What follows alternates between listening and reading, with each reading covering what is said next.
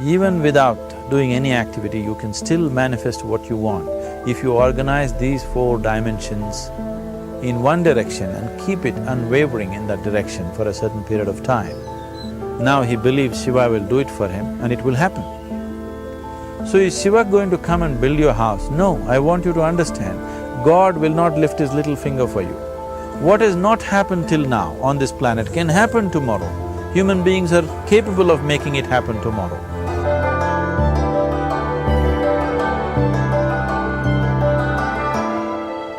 Everything we as human beings have created on this planet was essentially first created in our minds. All that you see, which is human work on this planet, first found expression in the mind, then it got manifested in the outside world. The wonderful things that we have done on this planet and the horrible things that we have done on this planet, both have come from the human mind. So if we are concerned as to what we create in this world, it's extremely important that first of all we learn to create the right things in our mind. How we keep our minds? If we do not have the power to keep our minds the way we want it, what we create in the world is also going to be very accidental and haphazard. So learning to create our minds the way we want is the basis of creating the world the way we want. There is a wonderful story in the yogic lore. On a certain day, a man took a walk. He went for a long walk. Accidentally, unawares, he walked into paradise. Fortunate, isn't he?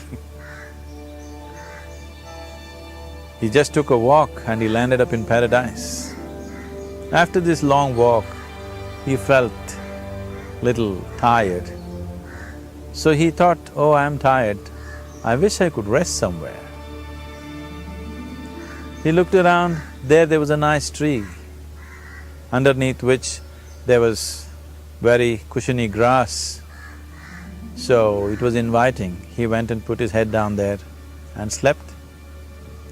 After a few hours he woke up,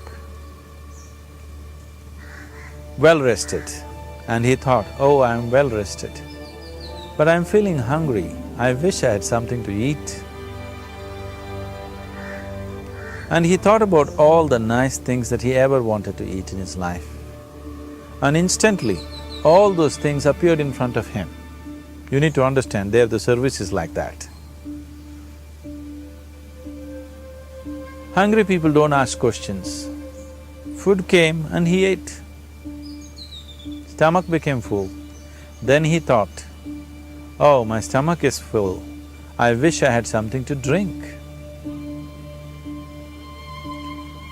All the nice things that he ever wanted to drink, he thought about it and all of them just appeared in front of him. Drinking people also don't ask questions, so he drank.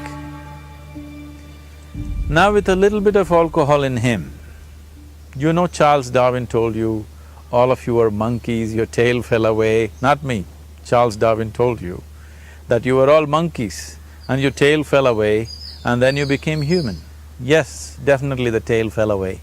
But the monkey, in yoga, we always refer to an unestablished mind as markata, which means a monkey.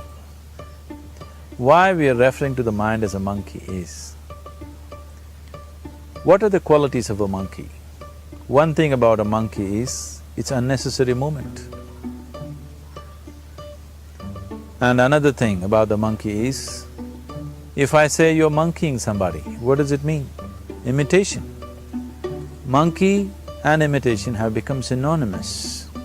So these two essential qualities of a monkey are very much the qualities of an unestablished mind. Unnecessary movement, you don't have to learn it from the monkey, you can teach it to the monkey. And imitation is full-time job of the mind. So when these two qualities are on, a mind is referred to as a monkey. So this monkey became active within him. He just looked around, thought, what the hell is happening here? I asked for food, food came. I asked for drink, drink came. There must be ghosts around here. and ghosts came. Oh, the ghosts have come, they're going to surround me and torture me, he thought. Immediately the ghosts surrounded him and started torturing him. Then he started screaming in pain and said, oh, they're going to kill me, and he died. Just now he said he's a fortunate being. The problem is he was sitting under a kalpavriksha or a wishing tree. He asked for food, food came, he asked for drink, drink came, he asked for ghost, ghost came, he asked for torture, torture came, he asked for death, death happened. Now don't go looking for these kalpavrukshas in the forest. You can barely find a tree these days. A well-established mind, a mind which is in a state of samyukti, is referred to as a kalpavriksha. If you organize your mind to a certain level of organization, it in turn organizes the whole system. Your body, your emotion, your energies, everything gets organized in that direction. Once all these four dimensions of you, your physical body, your mind, your emotion and the fundamental life energies are organized in one direction, once you're like this, anything that you wish happens without even lifting a little finger actually. It would help to assist it with activity, but even without doing any activity, you can still manifest what you want if you organize these four dimensions in one direction and keep it unwavering in that direction for a certain period of time. Right now the problem with your mind is, every moment it is changing its direction. It is like you want to travel somewhere and every 2 steps if you keep changing your direction, the question of you reaching the destination is very remote unless it happens by chance. So, organizing our minds and in turn organizing the whole system and these four basic dimensions of who you are right now in one direction, if you do this, you are a kalpavruksha yourself. Anything that you wish will happen. But right now, if you look at your lives, everything that you have wished for till now, if it happens, you have finished. Everything and everybody that you have desired for, if all of that lands up in your house today, could you live with that? Once we're empowered like this, it's very important that our physical action, emotional action, mental action and energy actions are controlled and properly directed. If it is not so, we become destructive, self-destructive. Right now, that is our problem. The technology, which is supposed to make our life beautiful and easy, has become the source of all the problem that we are destroying the very basis of our life, which is the planet. So what should have been a boon, we are making a curse out of it. What has brought incredible levels of comfort and convenience to us in the last 100 years or so has also become a threat to our life simply because we are not conscious action, we are in a compulsive state of action. So organizing our minds fundamentally means moving from a compulsive state of activity to a conscious state of activity. You might have heard of people for whom they asked for something and beyond all expectations it came true for them. Generally this happens to people who are in faith. Now, let's say you want to build a house. If you start thinking, oh, I want to build a house, to build a house I need 50 lakhs, but I have only 50 rupees in my pocket, not possible, not possible, not possible. The moment you say not possible, you are also saying I don't want it. So on one level, you're creating a desire that you want something, on another level, you're saying I don't want it. So in this conflict, it may not happen. Someone who has some faith in a god or in a temple or whatever, who is simple-minded, faith works only for those people who are simple-minded. Thinking people who are too much thinking, for them it never works. A childlike person who has a simple faith in his god or his temple or whatever, he goes to the temple and says, Shiva, I want a house. I don't know how, you must make it for me. Now in his mind there are no negative thoughts. Will it happen? Will it not happen? Is it possible? Is it not possible? These things are completely removed by this simple act of faith. Now he believes Shiva will do it for him and it will happen. So is Shiva going to come and build your house? No, I want you to understand, God will not lift his little finger for you. What you refer to as God is the source of creation. As a creator, he has done a phenomenal job, there's no question about it. Could you think of a better creation than this? Is it in anybody's imagination to think anything better than what is there right now? So as a creator, he has done his job wonderfully well.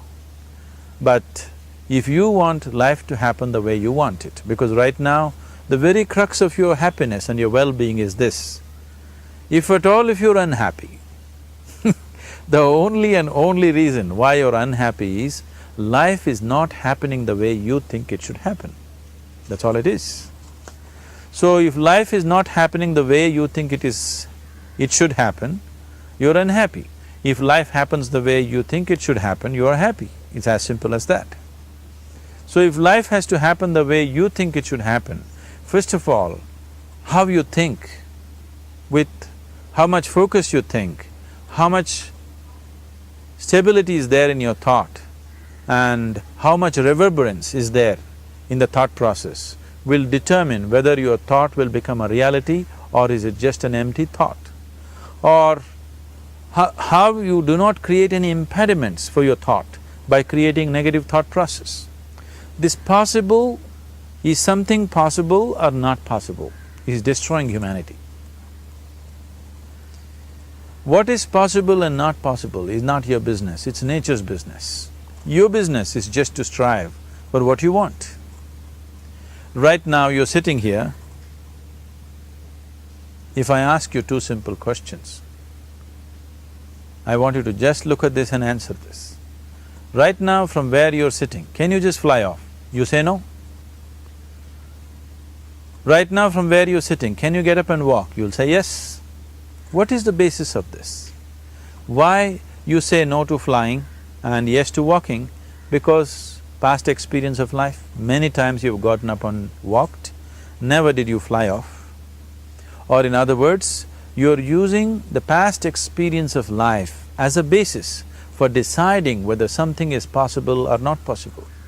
Or in other words, you have decided that what has not happened till now cannot happen in your life in future. This is a disgrace to humanity and the human spirit. What has not happened till now on this planet can happen tomorrow. Human beings are capable of making it happen tomorrow. So what is possible and what is not possible is not your business. That is nature's business. Nature will decide that. You just see what is it that you really want and strive for that. And if your thought is created in a powerful way, without any negativity, without any negative thoughts bringing down the intensity of the thought process, the first and foremost thing is you must be clear what is it that you really want. If you do not know what you want, the question of creating it doesn't arise. If you look at what you really want, what every human being wants is, he wants to live joyfully, he wants to live peacefully. In terms of its relationships, he wants it to be loving and affectionate. Or in other words, all that any human being is seeking for is pleasantness within himself, pleasantness around him. This pleasantness, if it happens in our body, we call this health and pleasure. If it happens in our mind, we call this peace and joy. If it happens in our emotion, we call this love and compassion. If it happens in our energy, we call this blissfulness and ecstasy. This is all that a human being is looking for. Whether he is going to his office to work, he wants to make money, build a career, build a family, he sits in the bar, sits in the temple, he is still looking for the same thing. Pleasantness within, pleasantness around. If this is what we want to create, I think it's time we addressed it directly and commit ourselves to creating it. So you want to create yourself as a peaceful human being, joyful human being, loving human being, a pleasant human being on all levels. And do you also want a world like this? A peaceful world, a loving world, a joyful world? No, I want greenery, I want food. When we say a joyful world, that means everything that you want has happened. So this is all that you're looking for. So all that you need to do is commit yourself to creating it, to create a peaceful, joyful and loving world, both for yourself and everybody around you. Every day in the morning, if you start your day with this simple thought in your mind, that today, wherever I go, I will create a peaceful, loving and joyful world. If you fall down 100 times in the day, what does it matter? For a committed man, there is no such thing as failure. If you fall down 100 times, 100 lessons to be learnt. If you commit yourself like this to creating what you really care for, now your mind gets organized. Once your mind gets organized, the way you think is the way you feel, your emotion will get organized. Once your thought and emotion is organized, your energies will get organized in the same direction. Once your thought, emotion and energies are organized, your very body will get organized. Once all these four are organized in one direction, your ability to create and manifest what you want is phenomenal. You are the creator in many ways. That which is the source of creation is functioning within you every moment of your life. It is just that, have you kept access to that dimension or not? Organizing the four basic elements of your life will give you that access. There are tools and technologies to do this. The whole science of yoga, the whole technology that we refer to as yoga is just about this, transforming yourself from being just a piece of creation to become a creator.